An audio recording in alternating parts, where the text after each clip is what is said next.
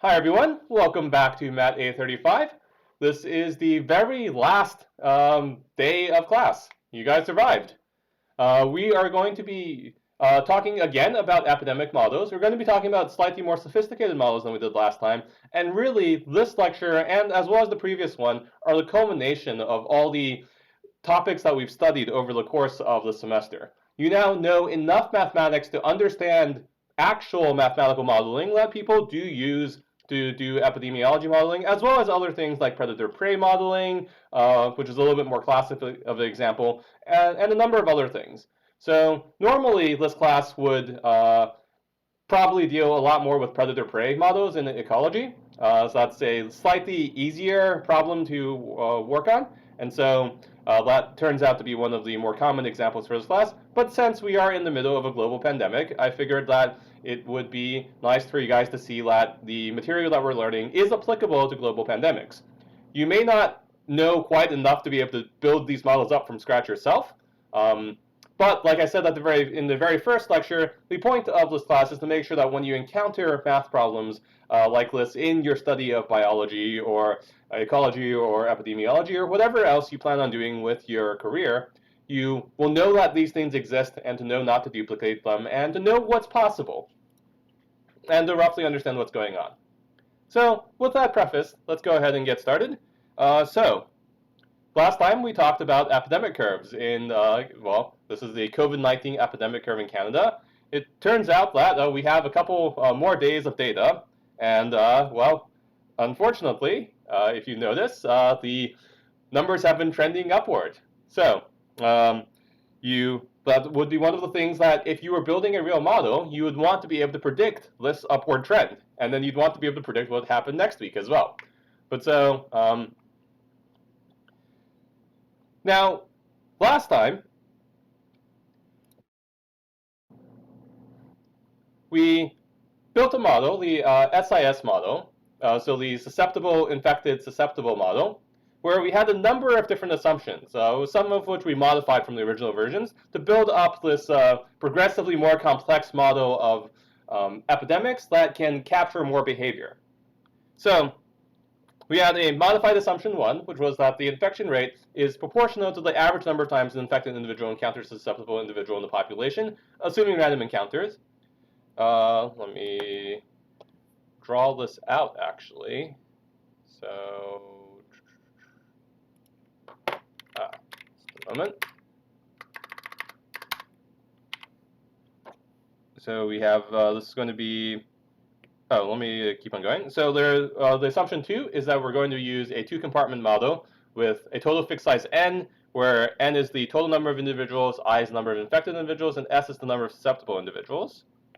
So we have some compartment S, we have some compartment I, we have some infection rate, which is proportional to the average number of times an infected individual encounters a random individual. That's going to be beta times Si over n. And we had a recovery rate. So we said that individuals recover at some rate gamma and become susceptible to reinfection. So this is a pretty straightforward model. And it turns out that because we have n is equal to s plus I, you can reduce this down to a one-variable differential equation. Excuse me. A one-variable differential equation, and it's controlled by its behavior is controlled largely by a single parameter, this R naught, which is the ratio of beta to gamma. This is called the basic reproduction number of the system because it's the number of secondary infections beta caused by during an infectious period 1 over gamma. So gamma is the rate of that people recover, and so 1 over gamma is roughly speaking how long people are infectious, and beta is roughly speaking the number of people that they encounter during that time. So it turns out if R naught is greater than 1, the disease persists, and we're just always at the endemic equilibrium. So when we draw that out in the phase line, what we have is we have a couple different equilibria. We have the equilibrium at 0. If there are no infected people, there will never be any infected people. You have an equilibrium at beta minus gamma times n over beta. And of course, there's some range of validity for this model. And so you know that the number of people is between 0 and n, so the number of infected people is also between 0 and n. You can use the sign of I dot, so to figure out what direction the arrows point along here. And so you know that everything always goes to this asymptotically stable endemic equilibrium. And we don't care about this region out here because you can't have less than 0 people. And we don't care about this region out here because one of our assumptions is that the total number of people is, well, n. So now, this system doesn't really have super duper complex behavior. And this is because autonomous 1D ODE systems can't have any sort of cycling or doubling back because you'd have to cross a point going in the other direction. What does endemic equilibrium mean? Endemic equilibrium just means that at the equilibrium, you have people who are infected. So this means that the disease just always remains in your population. So like for many diseases like the common cold, we are roughly speaking at some kind of endemic equilibrium because there's always people who are infected and the disease doesn't die out on its own. Whereas if the R naught was less than 1, the disease would just die out on its own and go extinct. Okay, so now we have a couple caveats, which is that you can't have cycles that are going back and forth. This is because if you have any sort of phase line, so let's go back to using x's and t's. So if you have some phase line x of t, we know that we have some number of equilibria. It doesn't really matter where they are. And then you have arrows pointing in various directions. And if you have these arrows pointing in various directions, you can't ever go past one of the equilibria because at that point, x dot is equal to 0, and so a trajectory can't ever go past one of them, and it can't ever go back in the opposite direction because then that would imply that the arrow pointed the opposite direction that it originally did. So if you want to draw these out in terms of time, so often you'll see these functions as a function of time. We have a t here and x. So even though these are autonomous, there still are solutions in terms of time. We have some number of equilibria. I'm going to draw these out as straight lines. And your trajectories, assuming, let's say, this arrow pointed up, this arrow pointed down, up, down, your trajectories would look something like that. So you'd never be able to actually go past the line, and you'd never be able to double back on yourself.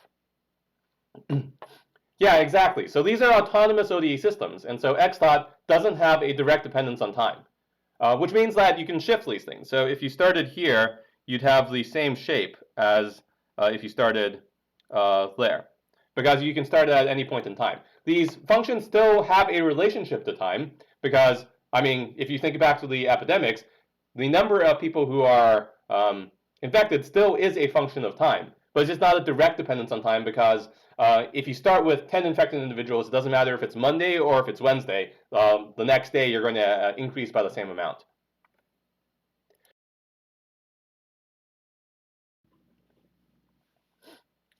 So even though we can graph these things on the phase line, there is still, you can graph them as a function of time, given some starting point.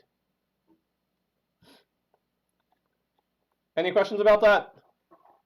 So now, you'll notice that one of the things this means you can't do is you can't have a solution that looks something like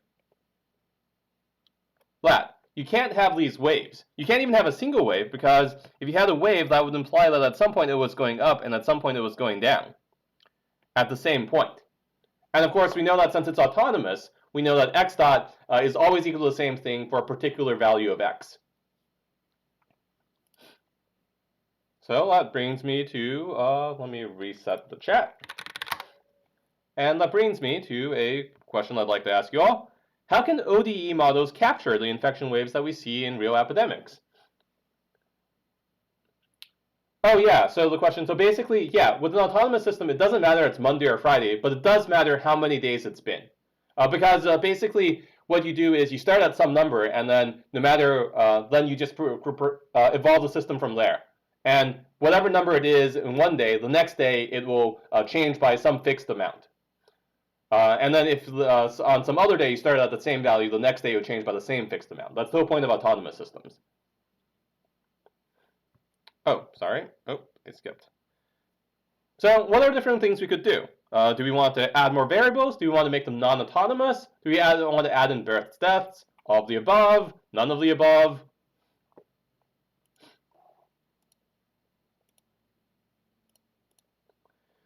Okay, so we have people who are saying all of the above.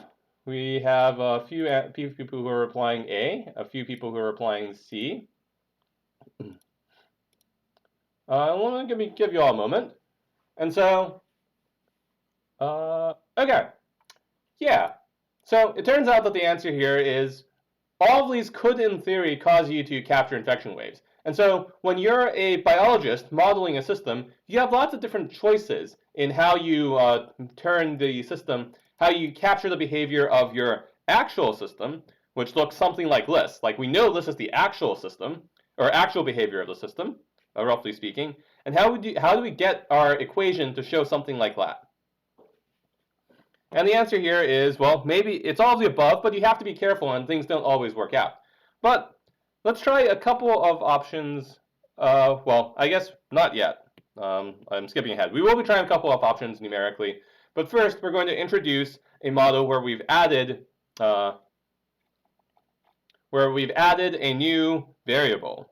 So this brings us to the SIR model. So susceptible, infected, and removed.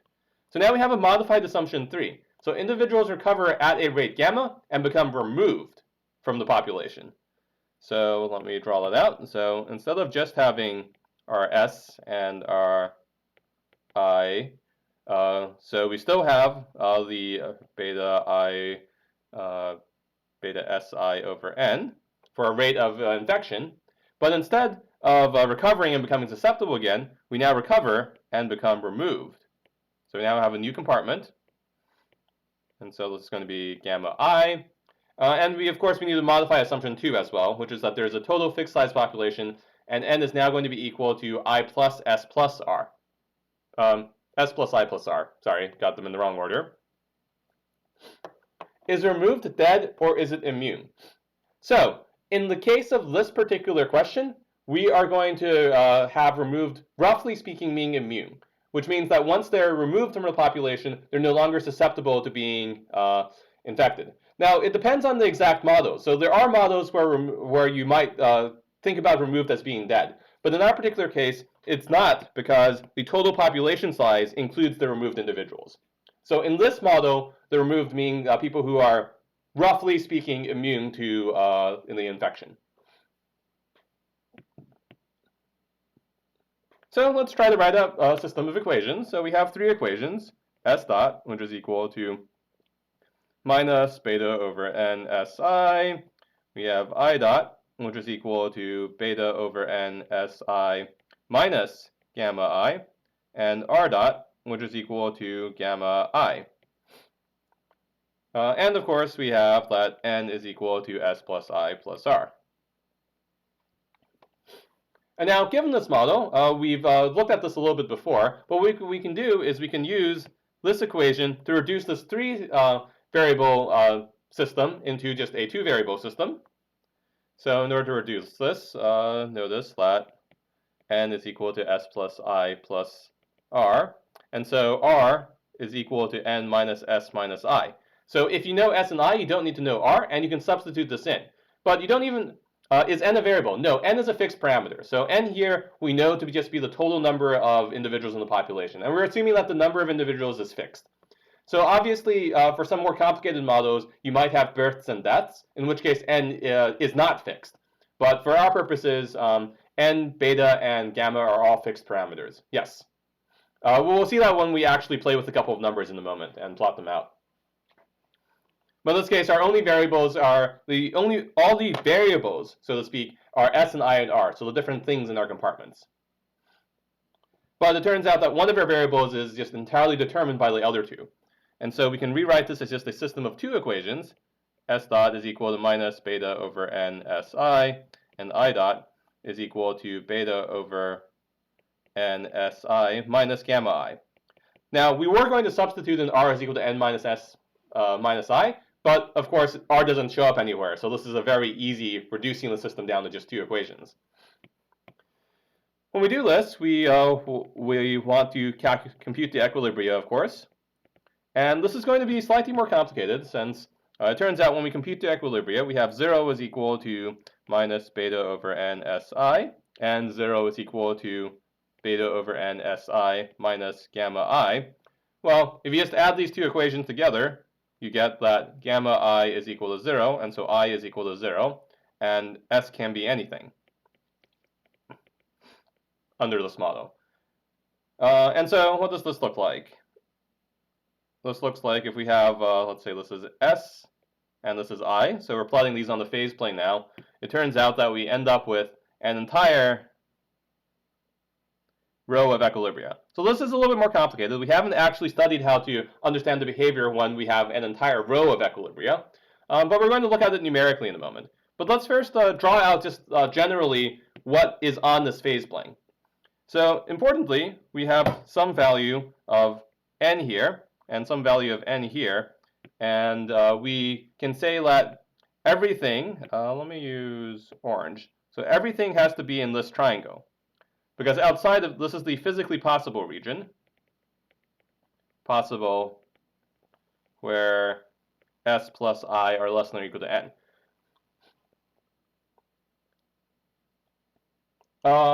Let's see. How do we know that those are 0? I don't understand the last step. Oh, okay, yeah.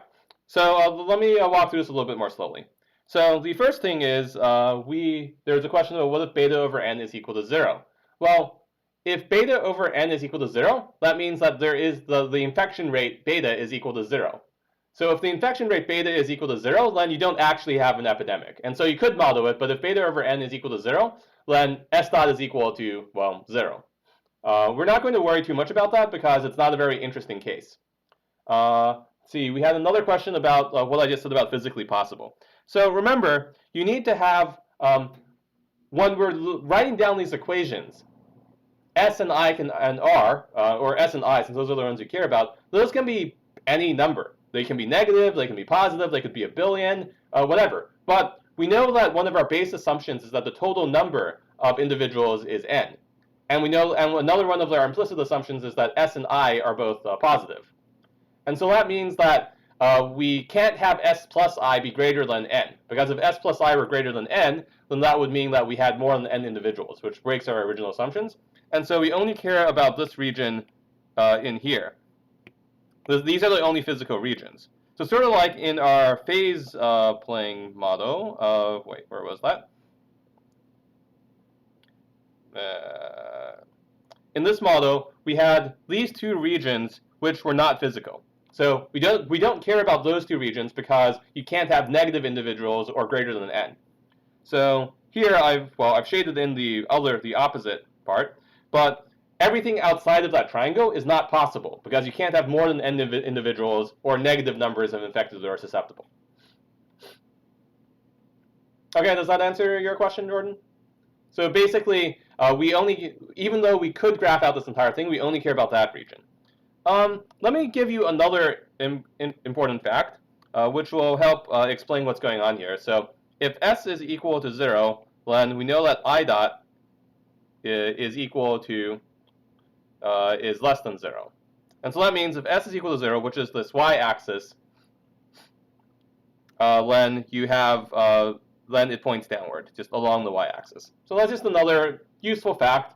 Why is that line diagonal? Oh, because that's the line, you can rewrite that line as, let me rewrite it. You can rewrite this as the line as I is less than or equal to n minus s.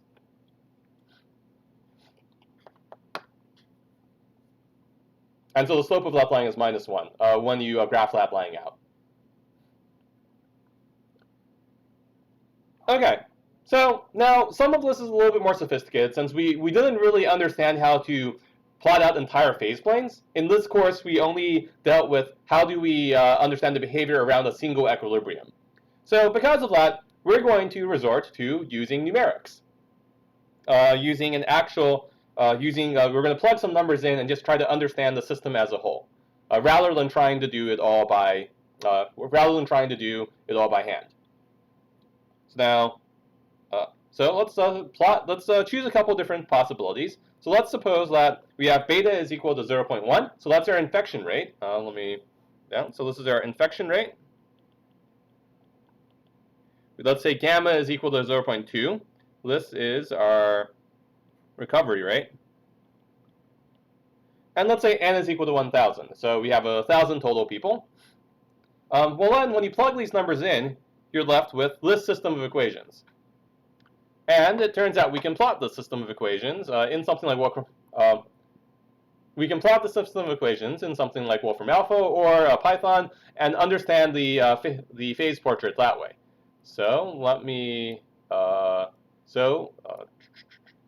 If you go into Wolfram Alpha, you can follow along. So I'm going to do a stream plot under these parameters. You can let me type this in here so you can copy and paste that in. So I just threw it in chat. And you'll end up getting a figure that looks vaguely like this.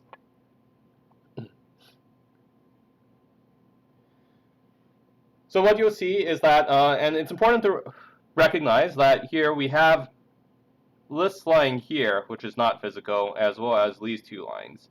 So this is the triangle that bounds what we care about, because those are all the physically possible parameters. And we do have, basically, this entire line down here is a line of equilibria.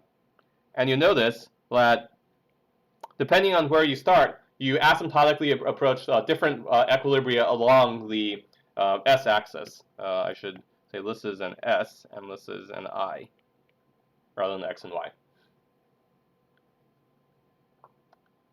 Okay, so what's happening here is if we want to graph this out as a function of time, so let's do a different graph here. So let's say this is in number of infected, and this is as a function of time. So as a function of time, what happens is you start out with some number of infected individuals here, and no matter how many infected individuals you start out with, that number just decreases. It never increases, and so it does something like that.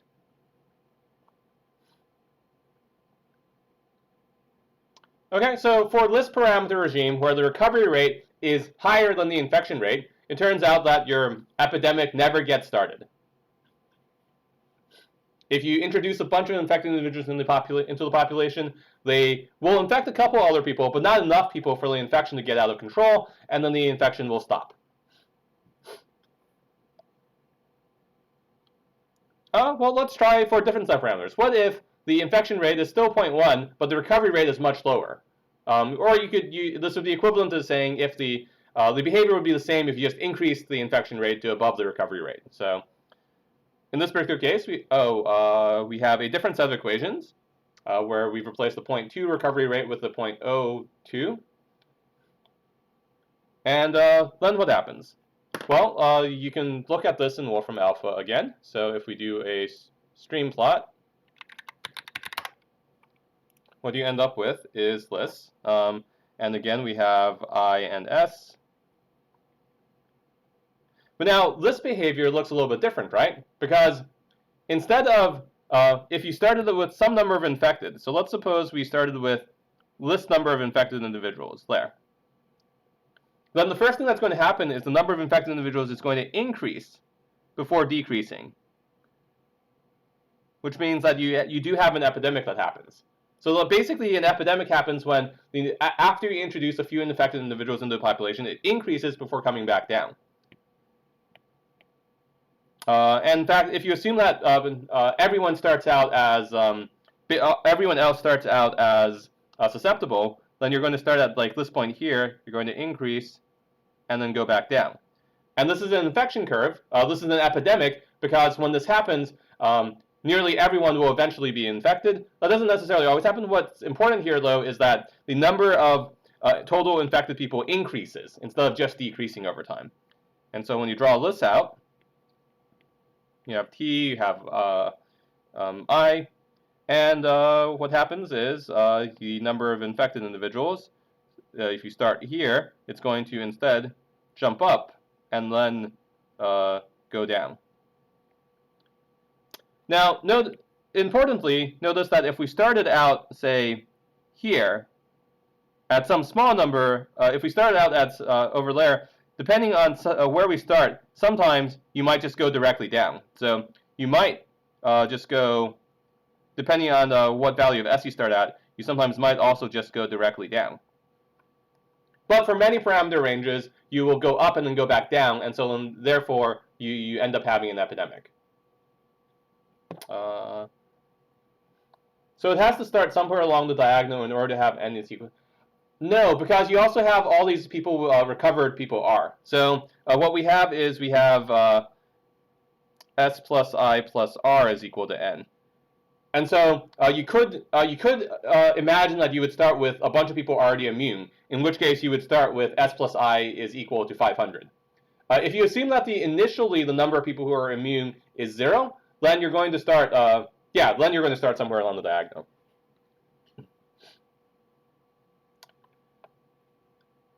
Okay, so now this seems to be, we seem to be making some progress. And it seems that a basic SIR model gives us can give you a single wave under certain parameter regimes. So again, R naught is going to be beta over gamma here. R naught is not always beta over gamma. For most of the models we're going to be looking at, R naught is going to be beta over gamma. If R naught is less than 0, then no infection happens because the number of infected individuals never increases. If R naught is greater than 1, then an epidemic with a single wave happens. Or it can happen, at least. So you end up with something that goes...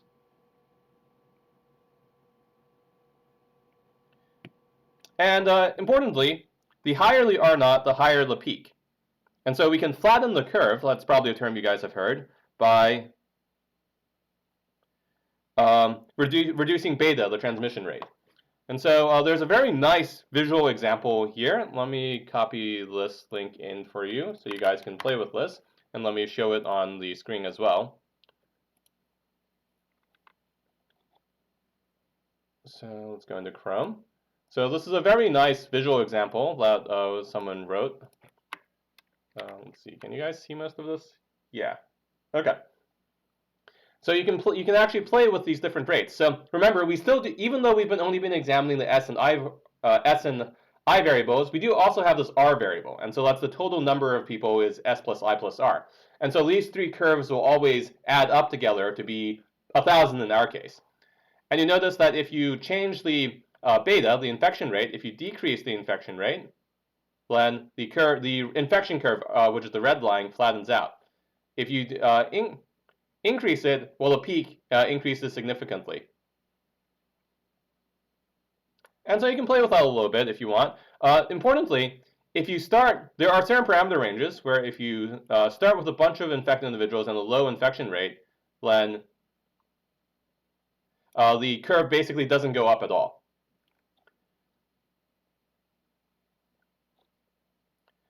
So that, of course, brings us to, so we're able to, going back to the PowerPoint, we're now able to model a single wave. It goes up and then it goes back down. But now, if you think back to our epidemic curves here in Canada, that's not our behavior, right? So we have going up and down, but we have it going up and down and then up and down and then up and down, and well, we seem to be going up again. So how do we get build a model so that things go up and down multiple times? It turns out there are a couple different ways of doing it. One of them is if we simply allow things to be non-autonomous. So that was when we asked the question earlier. Well, one of the possibilities was just to no longer have it be autonomous. So what if beta is sometimes high, sometimes low as a function of time?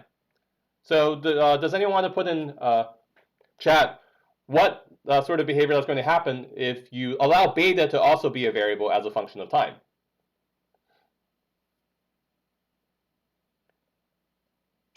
Exactly, multiple waves is at least one possibility. So when we write out the system of equations, we still have the same system of equations, except beta can now vary as a function of time. Now, it's going to be really hard to actually solve these problems because these are non-linear, non-autonomous problems. But we can still analyze it a little bit qualitatively, and of course, you can simulate these things numerically. So let's just see what happens. So if we start out here, let's draw out a really big graph. So we have time here, we have infection number of infected here, which is a function of t. And let's say we start out with some number of people infected. It starts going up like you would and that would keep on going. So that could keep on going, and that might go up to some max and then start going back down. So that would be what would happen if you had a constant beta. But now suppose that at this point, we decide to lower beta. So how might you lower beta? Any suggestions?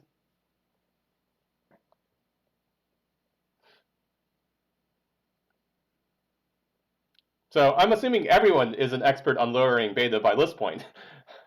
Yes, so there are many different ways we can lower beta. One of them is to lock everything down, like we've been doing in Ontario off and on for a while. Another way is to wear masks. Vaccines are actually another way of lowering beta, but usually you actually model that slightly differently. So let's leave that one out for now. But yes, that is social distancing is another good way. Yeah, so we have all these different ways of lowering beta. And what happens when you lower beta? Well, if you go back to this model, with low beta, R naught is less than 1. So instead of having this going up and down curve, what happens is it then just starts going down. Basically because you're no longer infecting people at a sufficiently high rate for it to go up. And so when that happens, instead of going into this dotted line curve, it's going to just start going down slowly.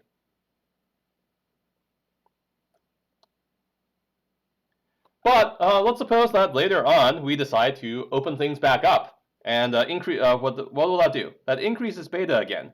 So let's increase beta. Well, now you guys all know about exponential growth. If beta is increased sufficiently high so that you end up getting back into the exponential growth regime, well, then it's going to shoot right back up. And then, of course, you might think, oh, well, this is bad. We now have more people than ever infected. So maybe your provincial government decides that, well, that seems like a good time for us to lower beta again. So that happens. Then we decrease. Depending on how much you lower beta, you might have a different rate of decrease. And so things are going pretty well until we decide to increase beta again.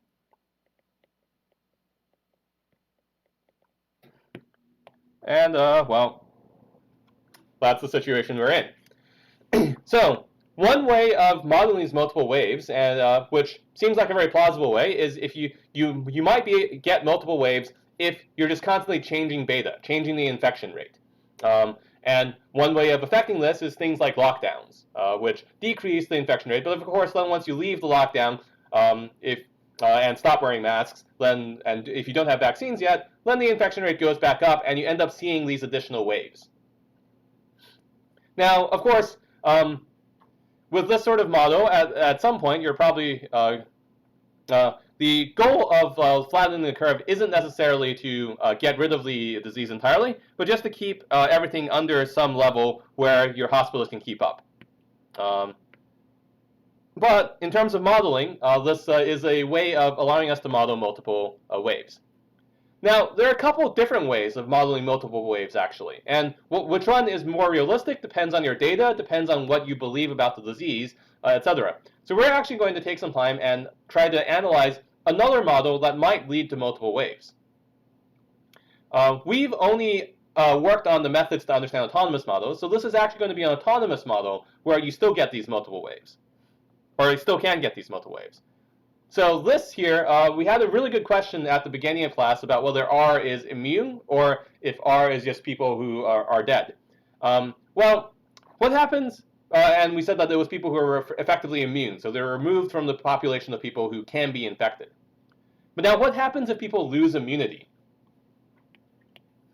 So we have our normal S and I and R. We have beta Si over n. We have gamma I. Well, what happens if people lose immunity at a rate nu r? So just as an aside, this here is nu. It's a Greek letter. It looks like a V. You'll probably see it again if you take physics class, but it is a nu. So what happens if this goes on? Well, then we have an additional arrow going from R to S with weight nu R. And when this happens, that means, well, we still had the previous model where people get infected and then they become immune. But after some amount of time, at some low rate, well, hopefully low rate, people lose their immunity. So obviously, if this rate was incredibly high, if then this would be basically equivalent to the SIS model, where you go immediately from being immune back to being susceptible. But here, what we're doing is we're monitoring some sort of delay. So after you recover from a disease, maybe coronavirus, we're going to assume that you're immune for some amount of time. And then you lose that immunity gradually and become susceptible again, and then you can be reinfected. So if this is the case, then, well, we can write out a system of equations for this as well. So we're going to have S dot is going to be equal to minus beta over n Si plus nu R. We have I dot is going to be equal to beta over n Si minus gamma I. So I doesn't change. And we have R dot is going to be equal to gamma I minus nu R. And we can still use the same sort of methods to turn this into a system of two equations. N is equal to S plus I plus R. So R is equal to N minus I minus S minus I. You can substitute that in, so you end up getting a system of equations. S dot is equal to minus beta over N Si plus nu N minus S minus I. So you just substitute that in for R. And I dot doesn't change. So I dot is still equal to beta over N Si minus gamma I. And this is a system of two equations, and again, we can try to look at phase playing analyses. So, of course, there are a ton of parameters here, which makes it a little bit more difficult. We're going to solve this in general first, just to give you guys more practice doing that, or show you guys that again. And then what we're going to do is then we're going to qualitatively analyze these equilibria for specific parameters. So notice here that nu, beta, and gamma are all, as well as n, are all constants for any particular model. So it looks like a lot of different letters here, but most of them are actually just numbers. So what happens when we try to do phase plane analysis? Well, the first thing we want to do is we want to try to find equilibria. And so we have 0 is equal to minus beta over n Si plus nu n minus I minus S. And 0 is equal to beta over n Si minus gamma I, which is, of course, equal to I times beta over ns minus gamma. And so this implies that I is equal to 0, or S is equal to n gamma over beta. Okay, so by looking at either of these pieces. So one of those is true. So we have two different cases. So case 1, where I is equal to 0. Well, if I is equal to 0, we're basically saying if no one is infected, well, that is an equilibrium. That's an easy equilibrium, where 0 is equal to nu times n minus s. When we plug that into the first equation up here, well, I is equal to 0, and so you just get rid of all those. And this implies that s is equal to n. Okay, so this is one of the equilibria, which is to say there are nobody's infected and everyone's immune. Or sorry, nobody's infected and everyone's susceptible. Because even if people were immune, recovered, they would eventually lose that immunity. So this is one of our equilibria. Not that interesting, but it's the equilibria that we would all like to be in the case of pandemic. Or one of the equilibria. We'd want no one infected. That's one of the goals. Case 2, S is equal to n gamma over beta. When we plug this in, this is going to be a little finicky, but we get 0 is equal to minus beta over n times, well, plug in s into that equation, n gamma over beta times I plus nu times n minus I minus n gamma over beta. What happened to the nu? Which one? Oh, case one. So nu is positive, so divide both sides by nu.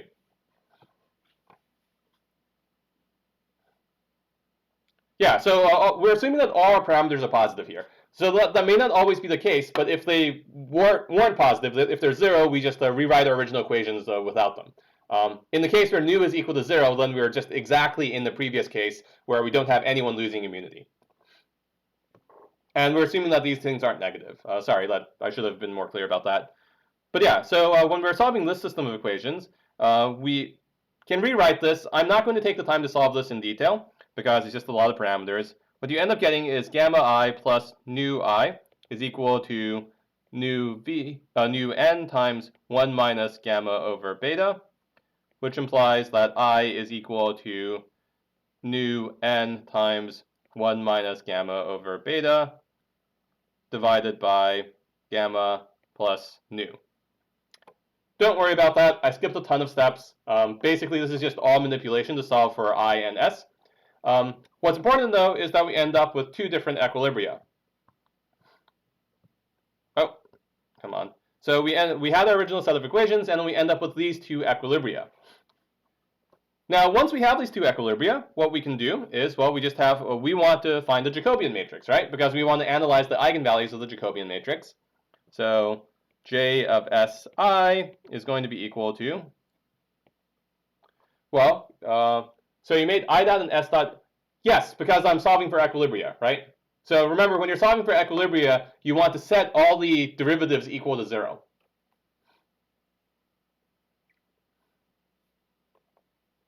Because an equilibria is a point that doesn't change over time. And so I dot and S dot should be equal to 0. So this is our analysis for these nonlinear systems, which we did a week ago with like the predator-prey systems as well. So we have some Jacobian matrix, and this is something that we can write out. You have to take the derivative with respect to S and I, as well as the derivative with respect for both of these two equations. And so you end up with minus beta I over n minus nu minus beta I over n, beta S over n minus nu beta I over n and beta S over n minus gamma. Okay, what have we done there? So remember, the Jacobian is just equal to the first equation with taking the derivative with respect to S, then the first equation taking the derivative with respect to I, and then the partial derivatives of the other two as well. Okay, so this is a Jacobian matrix. That's all we're doing. Our variable names are weird here. They're S and I. On the final exam, when you have to do a nonlinear system, I think I use X and Y, just because that's a little bit more familiar to most people. Here we're using S and I. But then once you do this, you can solve for the Jacobians at these two equilibria. So N0, that equilibrium has a Jacobian minus nu minus beta minus nu beta and beta minus gamma. And the other Jacobian, which I'm not going to write out, so this one here, is going to be equal to something rather ugly, which is minus nu beta times 1 minus gamma over beta divided by gamma plus nu minus nu. And let me use a different color just to keep these separate. Minus gamma minus nu and nu beta 1 minus gamma over beta divided by gamma plus nu and 0. How did he sub in N0? So we subbed this in for each one of these. We subbed in this here is S and this here is I. So you plug those numbers in. And it gets really, really finicky. Unfortunately, when you're dealing with actual biological systems, the numbers don't work out nicely anymore. And so one of the things that often happens in math classes like this one is we as professors, we construct the problem so that the numbers work out nicely and cancel out. Whereas in real life, often the numbers don't cancel out so nicely. Why did you choose n and 0? Because we're doing a phase playing analysis around the equilibria. And we solve through our equilibria, and our two equilibria are n0 and n gamma over beta, comma, nu n times 1 minus gamma over beta divided by gamma plus nu. So we're substituting our equilibria because we want to look at the linearization of our system around each of these equilibrium points. So remember, at some point we graphed out these things where we had some point here, some point here. You might have a saddle point there, which I'm doing badly here. You might have a saddle point there, and here you might have some sort of spiral going in. So what we're doing is we're doing this phase playing analysis right now, because we're trying to understand the behavior of these trajectories around the equilibrium points. Is everyone on the same page?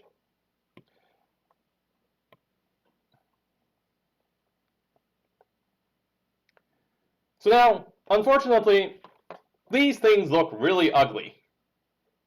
It turns out that there actually is a general theory for understanding the eigenvalues of these super ugly things just by looking at signs.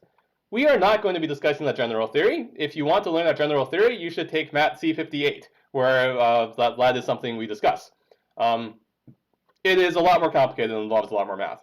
But what we can do instead is we can plug in actual values. So if you're going to be doing this as a biologist, well, maybe you have some idea that the beta is actually 0.1, gamma is 0.01, nu is equal to 0.0001, so you lose immunity at a very low rate. And n is equal to 1,000. So if you plug in actual numbers, then how do you find these values in real life? Oh, that's a very good question. How do you? So what you would do is you would build up a model like this. And remember last time we talked about how do you find the value for the exponential? Well, you could do some sort of regression analysis on all these different variables, or something more fancier. So you fit these parameters to your actual data. So what you do is you build this model, and then you look to see, well, does it fit this data? And one method for doing that is the regression techniques that we learned last time. These days, you might have heard of other fancier ways of finding these sorts of parameters. Sometimes you might even build entire models, super complicated models, in using various machine learning techniques. But for the most part, at a basic level, you're doing something like regression to figure out from the data what parameters fit best.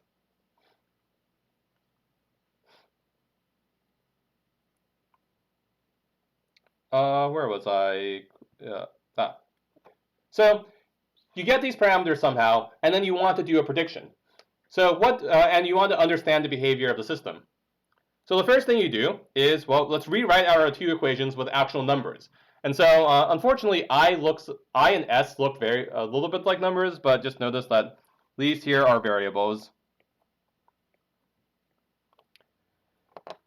Okay, and so you're left with a very concrete system of two equations, system of two ordinary differential equations of first order. Unless you know how to solve, right? So if you set I dot and S dot equal to 0, well, then you get the equilibrium values. So Si is equal to either 1,000 and 0, or Si is equal to about 108.91.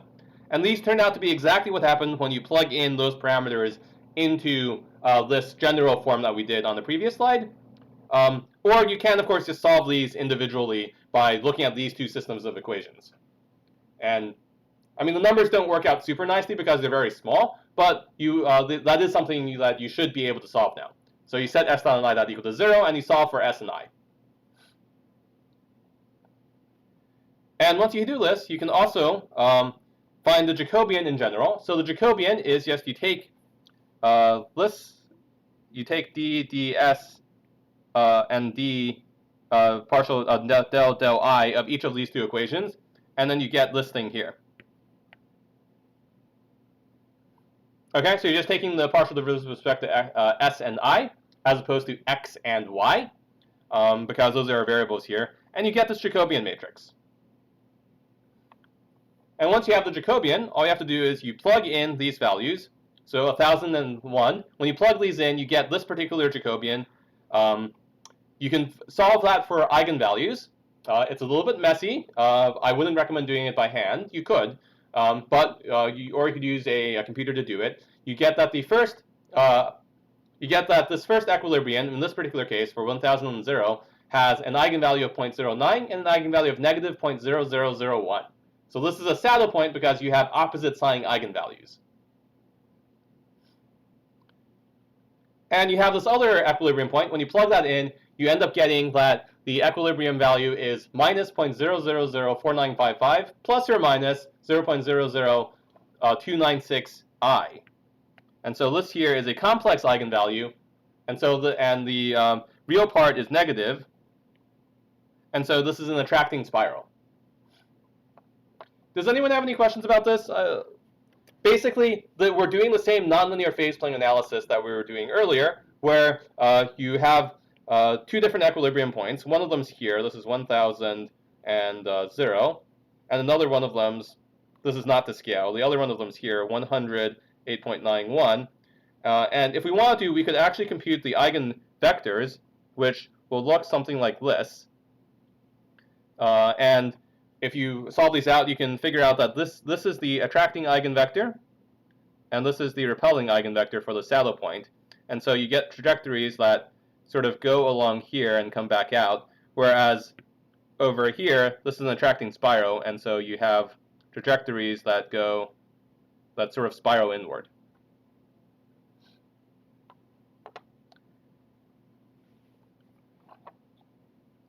Now, of course, it would be nice if we could see these things a little bit more clearly. It's obviously very hard to draw these sorts of phase portraits, but we can do it using a computer.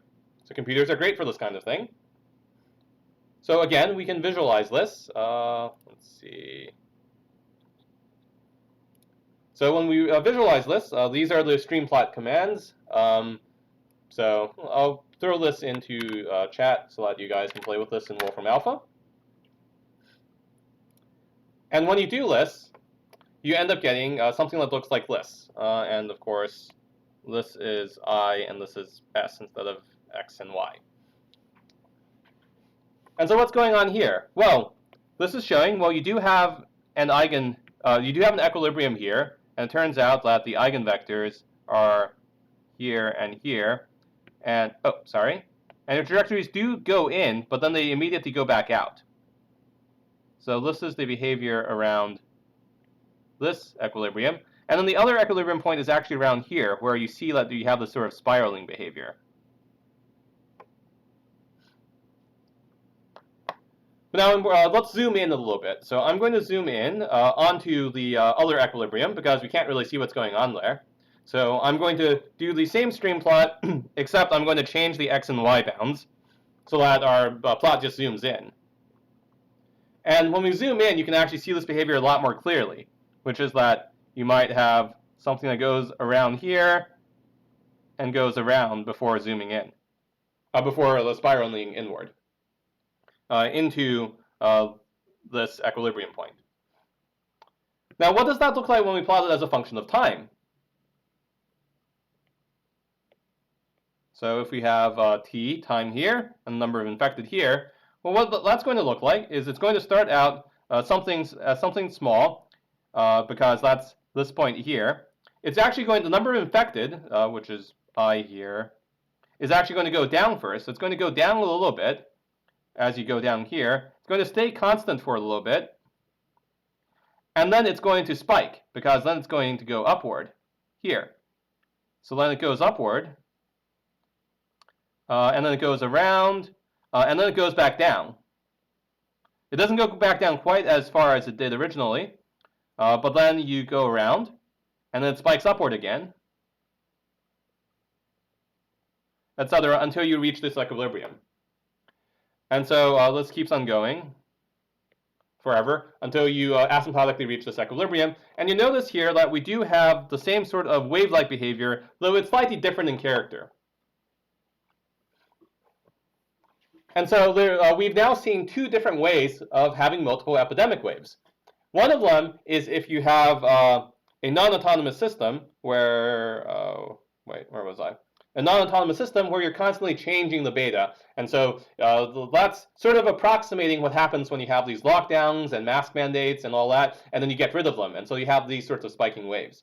But even if beta remains constant, under certain models, you still have, oh, come on. Yeah, under certain models, you still have this sort of wave-like behavior because people are slowly losing immunity. Another way of having the spiking behavior is if you introduce new individuals into the population who are not immune. So maybe if people are being born, or if you have a new population that just suddenly gets exposed to it. So basically, we have multiple different ways of trying to model the behavior of our actual system. And of course, it's the job of epidemiologists to try to find the right model that does it. There are a number of different ways of doing it. And if this were an epidemiology class, as opposed to a first-year calculus class, that might be something we discuss. So for example, several of you have brought up vaccinations. So what is a vaccination? A vaccination is basically an arrow directly from S to R. So if we have our system here, we have our SIR system. We have S going to I, and we have I going to R, and we had some arrow, so this was the loss of immunity arrow, for R going to S. So vaccinations would basically correspond to creating a new arrow that goes from S to R. And ideally, if the red arrow is bigger than the black arrow, well, it cancels it out, and your model works out a little bit more nicely because you no longer have all these people losing immunity. Booster shots, do people lose immunity over time? Well, that depends. For COVID, I don't know. I'm not an infectious disease expert. It seems that there's some evidence that people might lose their immunity over time. That's unclear right now for COVID. For some diseases, people do lose their immunity over time. But we can model that in our model by having an arrow from removed back to susceptible. And you can model vaccinations as having additional arrows directly from S to R. So you don't have to go through infectious states where you're infecting people. You just go straight from S to R. There are other things you might want to include in your model, depending on the time scale of your epidemic and whether or not people die. So you could also model births and deaths. So let me do this in green, let's say. So this is arrows entering S or leaving R. So this would be arrows like this. If you think about this as a compartmentalized model, well, you might have times when if you're talking about some disease like, say, the measles, well, newborn babies don't have immunity to measles, and therefore you can, this also causes interesting dynamics. And this is actually another one of the ways of having different waves of epidemics, is if you're constantly introducing new people into the population. And of course, as people leave the population, which is unfortunately a way of saying if people die, then that also changes the dynamics of the system. Now, there are many more complicated things you could do, one of which is you could add in new compartments, like if you had people who are exposed but not yet infectious. So in the case of something like COVID, well, maybe when you get exposed, you don't immediately become infectious. Maybe it takes you a couple days. Maybe it takes you 2 days before you start shedding virus and infecting other people. If you want to build an accurate model of a disease like, yes, exactly, yeah, an incubation time. So if you want to build an accurate model of a disease with an incubation time, well, maybe you need to introduce a new box here. So maybe you introduce a new box that's called exposed, and people go into the exposed box for a while before they go over into the infectious box. And so there are all kinds of different things you can put into these models. And if you look at epidemic modeling in general, often you'll see the SIR model is sort of the basic non-trivial model, but then you also have the SEIRS model, which might be a better model for the disease you're studying if there is an incubation time for the virus. And so there are all these different things that you could add into the model to make your model more sophisticated and to better model the actual system. And so in summary, you can build models of these complex biological phenomena like epidemics by looking at this behavior we care about and adding more assumptions to reproduce that real behavior in our models. Sometimes you can get similar behavior with two different assumptions. So as mathematical biologists, we need to decide what fits better. So like if you see multiple waves, well, you might be like, okay, one possibility is that people are losing immunity and getting reinfected. Another possibility is that we're just changing the infectivity rate by using various government policy procedures. And the math can't tell you which of those it is, but you as a biologist or as a modeler should be able to understand, oh, wait a moment. In this particular case, it doesn't look like we're losing immunity that quickly, and so this change in these waves is probably due to changes in policy as opposed to actual real behavior. But on the other hand, if we do lose immunity over time, that is another reason why we might have waves. Some exposed people could never be infectious, right? Yeah. So these are all different arrows we could have. So if you wanted to build a model like that, yeah, you're absolutely right. So maybe some exposed people never become infectious and go straight to the removed population. Actually, let me use a different color so I don't confuse people. Oh, and I erased too much there. But yeah, so you could consider more sophisticated models where you have, let's say, an orange arrow going from layer to layer. So if some people are exposed, they never get it, but they do develop immunity to it. So that could be a possibility depending on the disease. And so there are all these different options that you can build into these parameters. Obviously, when you have 4 different variables, things get a lot harder. And the mathematical techniques that you use become more sophisticated as well. And so this is actually an ongoing area of study. So this is not a solved problem. Even though this is a first-year calculus class, we're now talking about unsolved problems in general. However, you can model these things numerically, and that's a lot of what people do as epidemiologists. You build these models, and you look to see if they predict the behavior that you expect. Yeah, so I was just going to include that as the very last point. For epidemic modeling, these can include new variables or compartments, as well as new arrows between compartments, and changing the different the values on top of the arrows. So maybe some diseases are super infectious, and they infect with I squared. So if you have multiple people who are infected, maybe that increases the infectivity rate. It really just depends on what sort of system you're talking about. And I think I'm going to end there. So this marks the last of the content lectures for MATA35. You have now officially survived the entire class. Hopefully this class has been has shown you some of the things that you can use math to do, some of the applications that math does have to biological systems. So thank you all very much, and let's take our break now, and then in the afterwards, in another 6 or 7 minutes, let's say, I will go over and do a little bit of review in preparation for the final. So stopping recording now.